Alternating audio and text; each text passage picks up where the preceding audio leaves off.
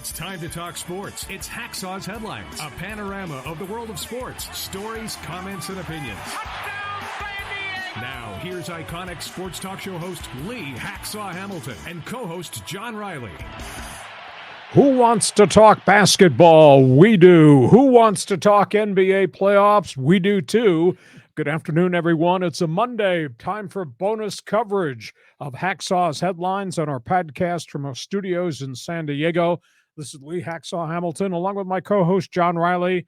Your eyeballs are bouncing up and down like my eyeballs are bouncing up and down. We watched a lot of basketball on Saturday and Sunday, and the only word to describe it, wow. It's just a great weekend. There's a lot of games going on. I mean, if you're a basketball junkie, it doesn't get better than this. All right, let's talk about the stars taking over the games. Let's talk about the first games this weekend, the first round of the NBA playoffs, and let's start with the Lakers. Okay. I mean, this game was something. I mean, watching this, it looked like the Lakers were going to be in a lot of trouble here, but then everything went south for the Grizzlies. Let's talk about team chemistry. You and I, on all of our podcasts, have talked during the course of the year, round peg, square hole, does it fit? Are they good? Are they not? Why doesn't it work?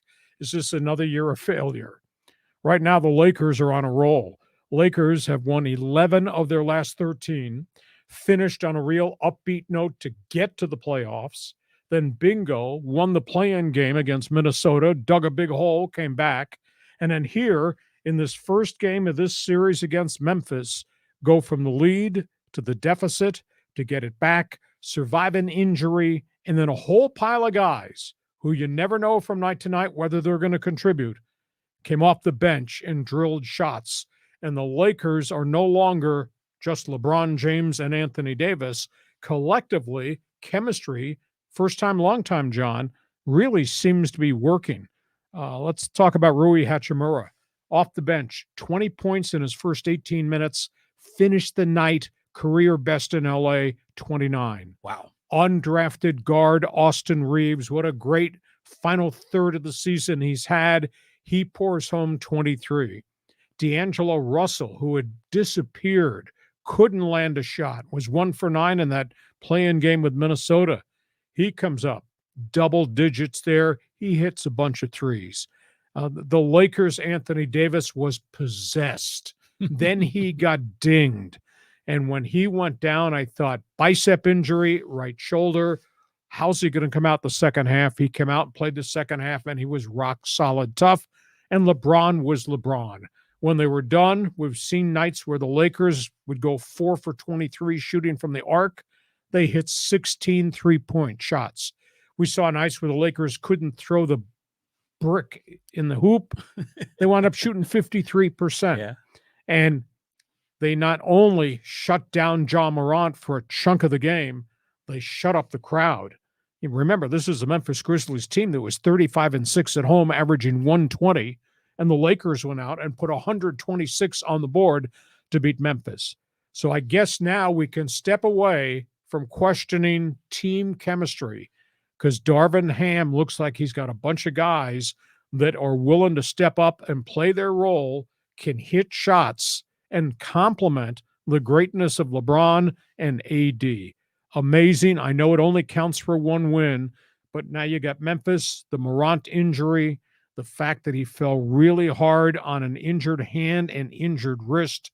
I don't know what they will be like going forward if they don't have him for a full 48 minutes of basketball. But what a team win. Chemistry came together. Yeah, I mean, when Morant fell on that wrist, I thought he broke it. I mean, I thought it was game over. But I'll tell you what, when the Lakers at the trade deadline, they made those moves and everything has changed for this team. And around that time is when they got Hachimura. And remember, we were thinking, interesting guy and just another piece in the puzzle. But boy, did he have a career night. Well, he's never scored 29 points anywhere in the NBA. Great player, Gonzaga, but you wondered about his fit. But he seemed to play so much bigger. Now, maybe it's because defenses were leaning to try to double down on AD, trying to defend LeBron. He had a lot of good open looks, but that doesn't mean he's going to hit the shot because he hadn't shown any consistency at all. He started drilling threes, and he could not stop. and he was drilling them from all over the court. Amazing. And then obviously Austin Reeves has really grown into the role. I mean, undrafted, two-way contract. Many people thought he was going to be in the NBA G League. And now he's a real trustworthy guy because not only does he hit baskets, puts the ball on the floor and goes to the paint and scores, and he distributes the ball because he's a former guard, a big guard at Oklahoma and Wichita State. Just this team has just come together. Now, I can't write Memphis out because Memphis has got good players. I mean, Jaron Jackson had 31 points. And that was going against Anthony Davis. He still scored 31. And Desmond Bane's a really prolific player. And Ty Jones is a young backup point guard, makes things happen on the floor.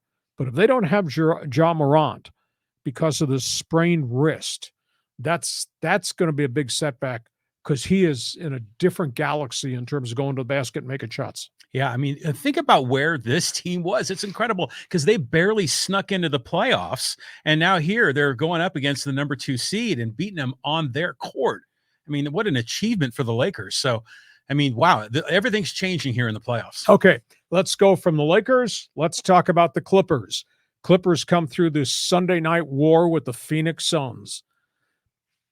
The favorite word everybody used during the course of the NBA season as it relates to the Clippers and the Suns, Kawhi Leonard, Kevin Durant, was load management.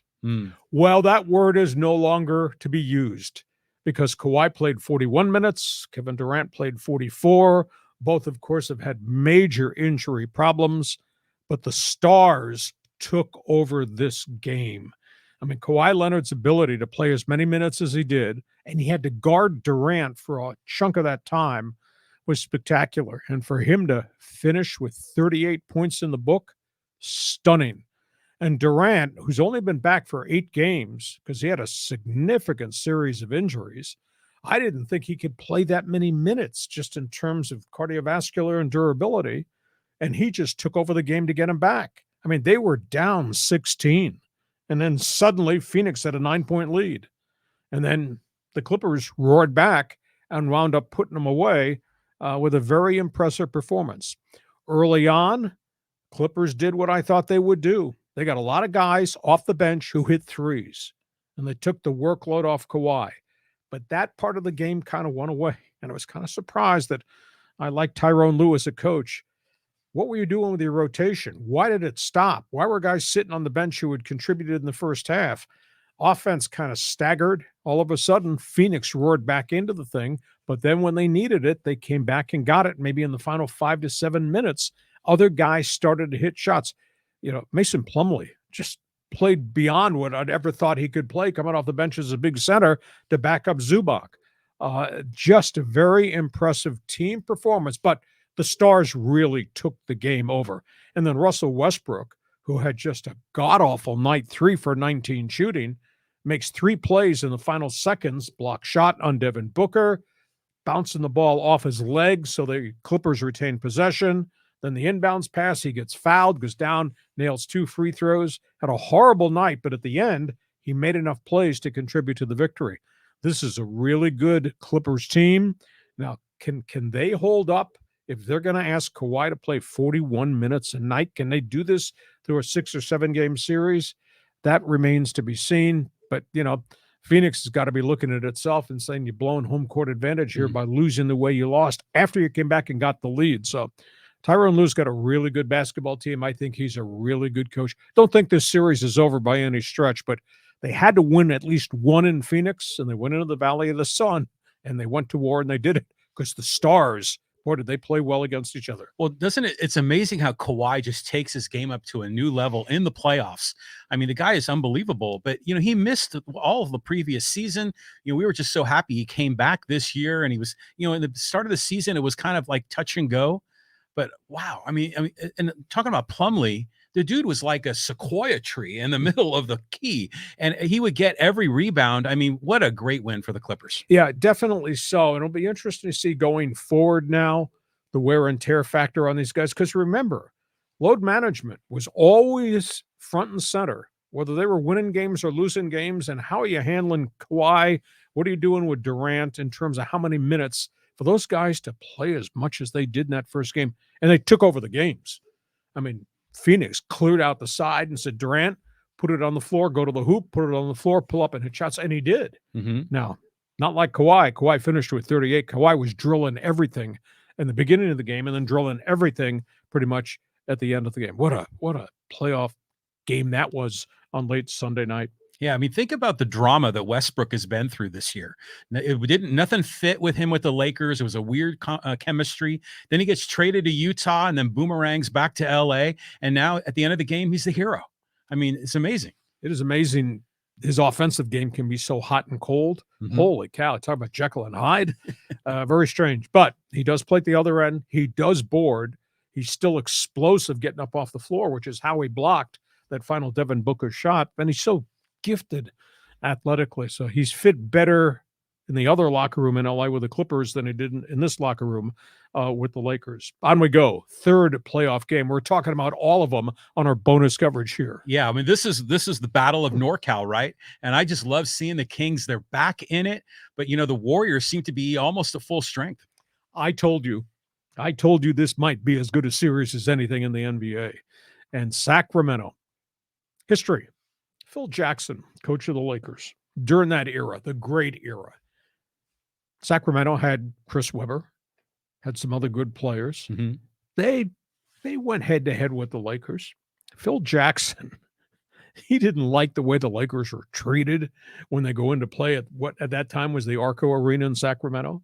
What did he refer to that place as? Cowbell hell.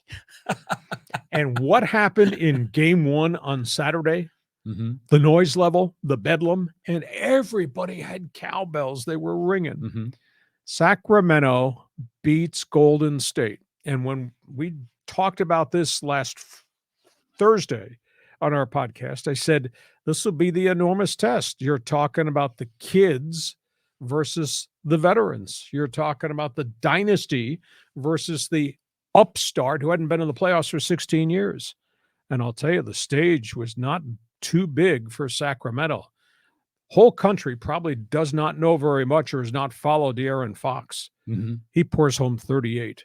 He was fearless going against everything, whether that was Curry, Klay Thompson, or whether that was Draymond Green. And Fox was phenomenal for Sacramento. And then they got a lot of contributions from some other guys along the way.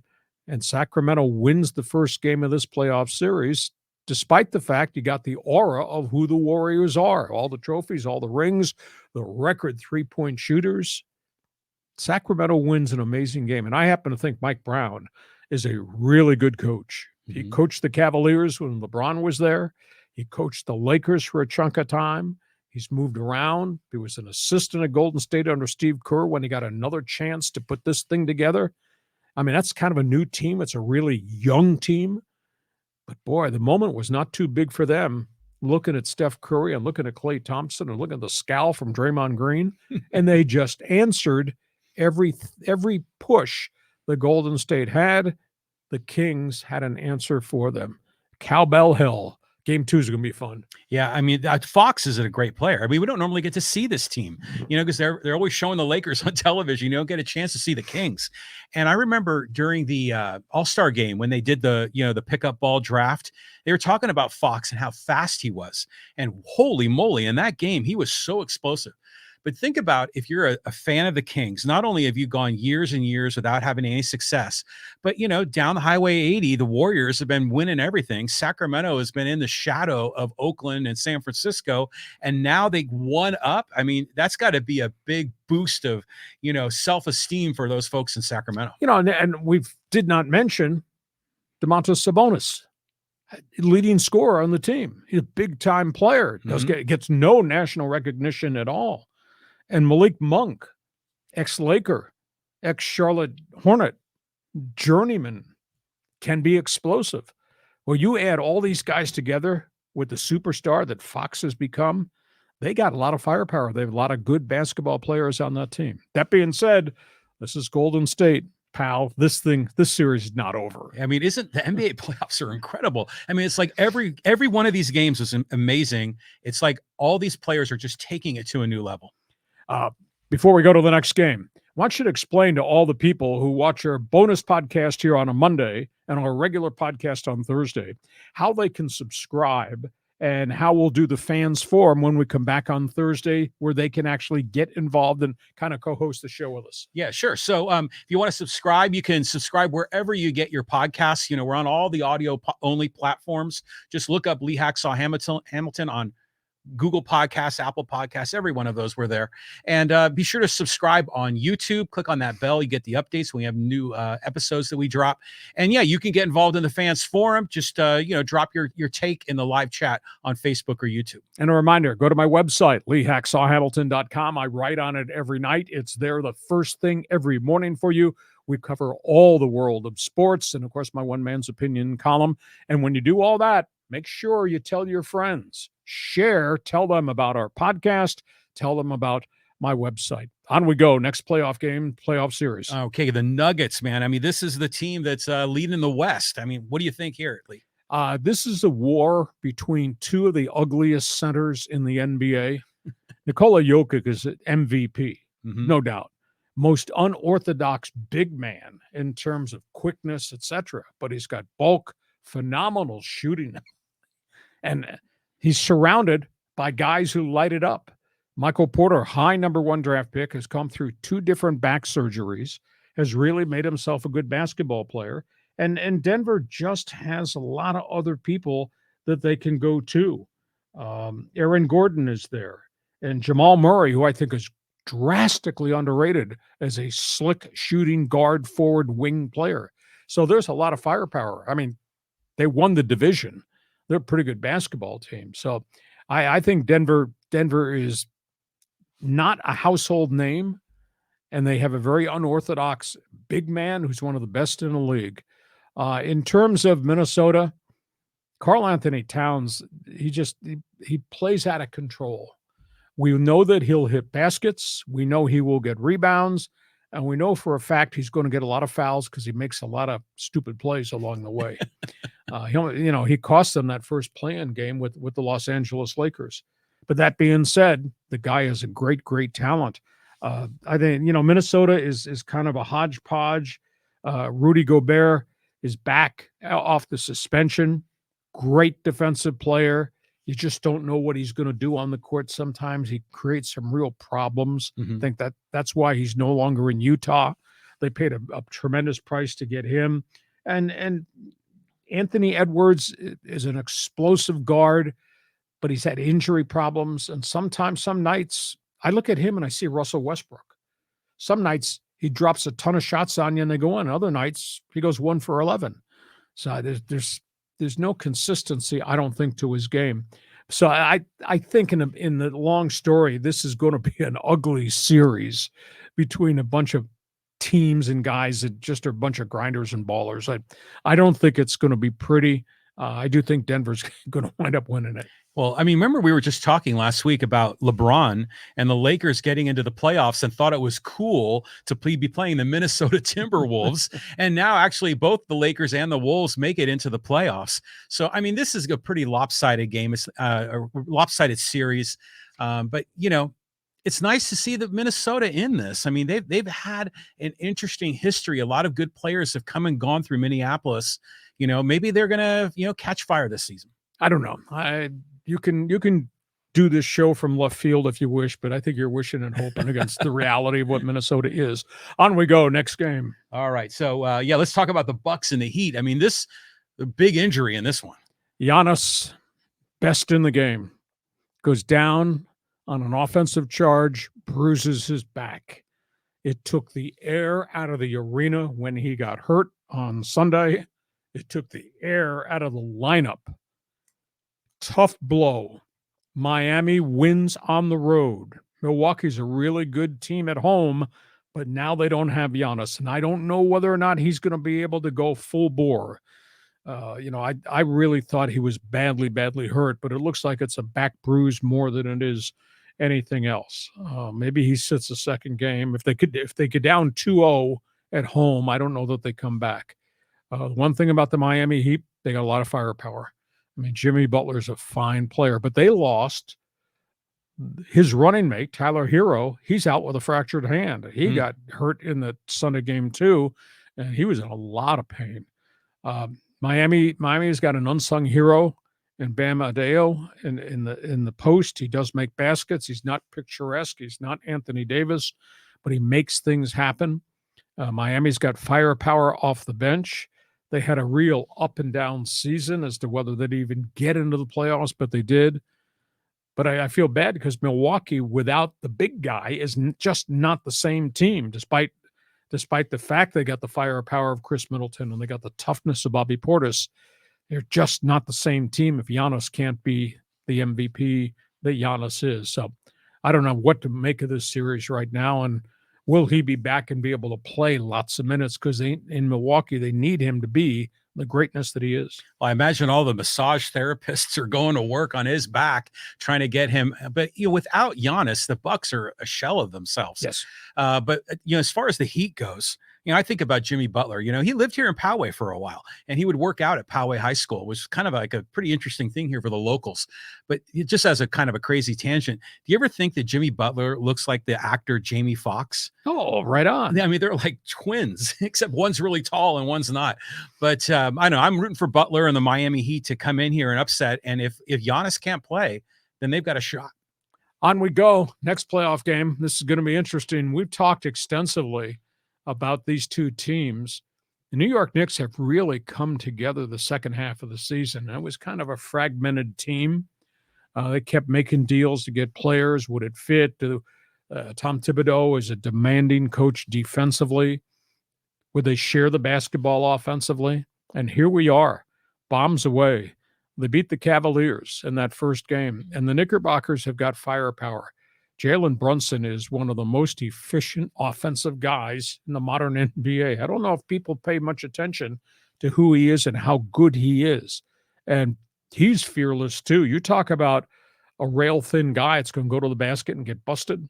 He does, but he makes shots. And then a guy will stand out there and just drill him. He's just a really complete basketball player. So I think the Knickerbockers are somebody that you got to be leery of right now. Julius Randle has come into his own. He was a former high draft pick of the Lakers. They gave up on him, I thought, way too early. I agree. He's got moved a couple different times, and now he winds up with New York. And I'll tell you what, he's at times, his shot looks unorthodox. His ability to go through screens looks weird, and yet the ball goes into the hole. Obi Toppin, number one draft pick a couple years ago, University of Dayton, didn't do much his first year. Now he gives him valuable minutes, and he gives him points when Randall sits. I think the Knicks are a really good basketball team. Cleveland's got great talent. My goodness, Donovan Mitchell scored 38 the other night, the ex-Utah Jazz. Garland is a kid that I think has got tremendous upside. He's his running mate in the backcourt. Does Cleveland have enough bigs to hold up? Evan Mobley has taken a huge jump, the ex-USC Trojan, from raw rookie to pretty credible second-year big man, not only shooting the basketball, but playing defense, rebound. And when he came out of Southern Cal, he was rail thin, and now he goes to combat with the big men in the league. So this is a really, really fun series to pay attention to. But I don't know. I think Brunson is so dynamic. And unless Mitchell and Garland go crazy in Cleveland, like between them average 55 points a game, I don't know if the Cavs can hang in there with the Knickerbockers, but it'll be fun. How long has it been since the Knicks were a really strong team? I mean, it's been years. Well, we just lost Willis Reed, the legendary center, and that was a long time ago. And, he and Earl the Pearl Monroe and Walt Frazier and all that. But it's been a while. They've been down. Their ownership is really, really suspect. And, of course, Cleveland had the run with LeBron James, and then he left to take his talent to South Beach, and they kind of went off track, and then LeBron came back, and they did very well, et cetera. So I think this is going to be a fun series, and, I watch those games because I like to see those shooters, and those two guards on both those teams, they can stroke it. Yeah, I mean, it's great to see the Knicks kind of coming back because there's so much basketball history in New York. Oh, the Mecca, the Garden. Yeah. Yes. And I always think of Oscar Madison on The Odd Couple. Remember that? I don't know. The Knicks are fun. I mean, you always get to see Spike Lee there. He's got his big orange sweatshirt there rooting on his team. So let's see where this one goes. The Cavs have been, in the spotlight for, this past decade. Maybe it's time for the Knicks to kind of get back in there. Take the step up. I think this series might well go 7. It's going to be decided, I think, obviously, by the guards. Next game. Okay, so we got the 76ers and the Nets. I mean, this is an incredible one right here. The most unique thing about this series is it's kind of a chemistry experiment. Philadelphia has had a lot of players go through there in the last 3 to 4 years. They were awful. They stockpiled picks. They finally built it. Then they hired Doc Rivers to kind of control it and coach it. And yet there were problems. A year ago this time was the whole Ben Simmons mess. And then they got Harden. Do they like him? Do they dislike him?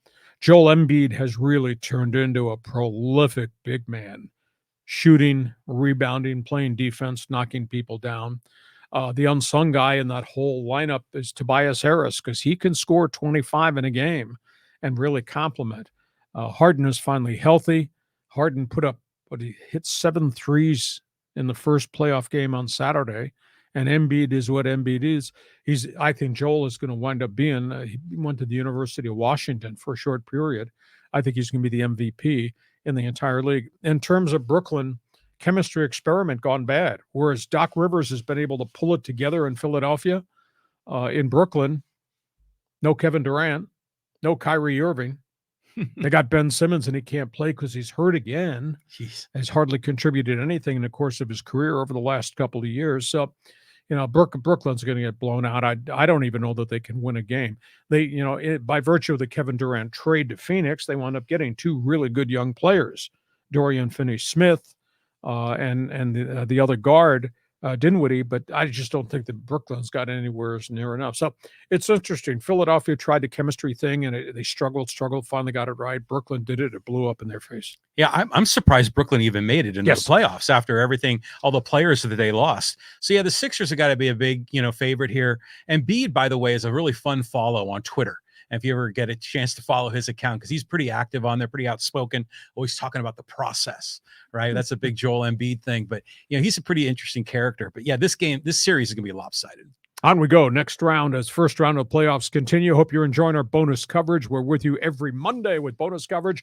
Our regular podcast, of course, is on Thursday. You really want to talk about this matchup? Yeah, the Celtics and the Hawks.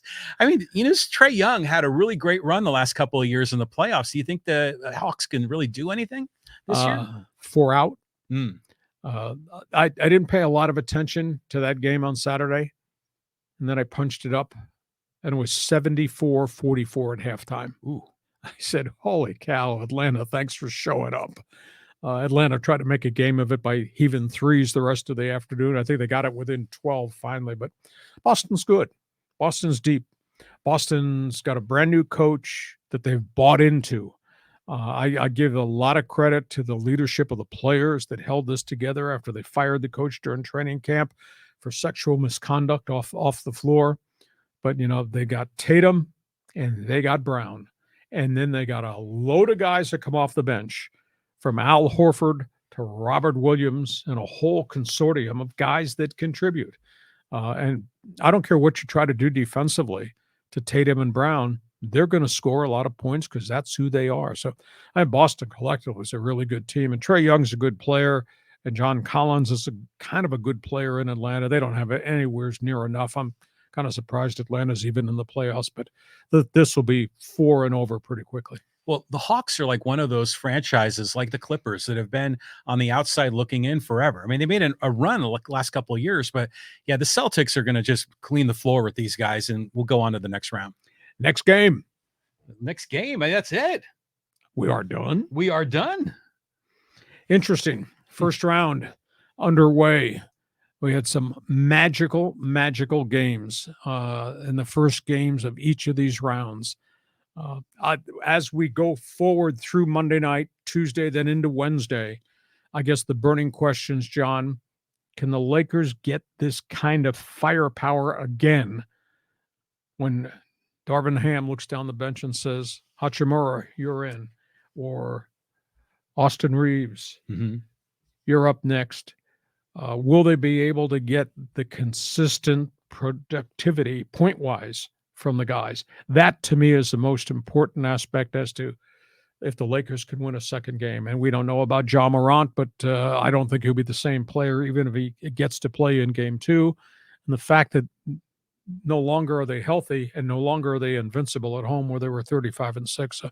That's interesting. In terms of the Clippers series, game 2 will be as rugged as game 1 was. Phoenix is obviously going to have a real chip on their shoulder because they let this thing get away from them. But I'll spin back to, can the superstars put on the kind of minutes in game 2 that they put on Sunday night in game 1?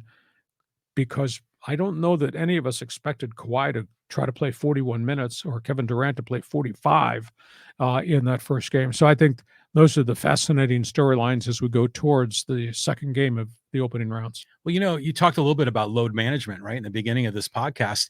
And I'm looking at the Warriors as an example. They're defending champs, but they're a 6 seed. But Wiggins was out for an extended period of time with some family issues. He had to take care of his father.